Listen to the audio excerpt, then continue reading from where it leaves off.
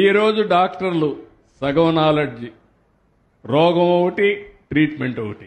ప్రాణరక్షణం పరమం ధర్మః తస్య రూపం వైద్యః. ప్రాణాలను కాపాడటం అనేది అత్యున్నతమైన ధర్మం. ఆ ధర్మానికి ప్రతిరూపమే డాక్టర్. అలాంటి డాక్టర్ని హాఫ్ నాలెడ్జ్ ఫెలోస్ అంటారా బాబు గారు? మీ స్వార్థ రాజకీయాల కోసం సమాజంలో ఎంతో ఉన్నతమైనటువంటి వృత్తుల్లో ఉన్న వాళ్ళని అవమానించేంత స్థాయికి దిగజారారు అంటే ఒక్కసారి ఆలోచించండి. టెక్నాలజీ పేరుతో డాక్టర్ని తక్కువ చేసి మాట్లాడటం జ్ఞానం కాదు, అహంకారం. ఏఐ గొప్పదే, డెఫినెట్ గా మేము ఒప్పుకుంటాం. కానీ ఏఐని పొగుడుతూ మానవ సేవ చేసే డాక్టర్ని కించపరచడం అనేది సమంజసం కాదు. టెక్నాలజీ అనేది సహాయం మాత్రమే చేస్తుంది, కానీ ప్రాణాలను కాపాడేది మానవ చేతులే అనేది గుర్తుపెట్టుకోండి.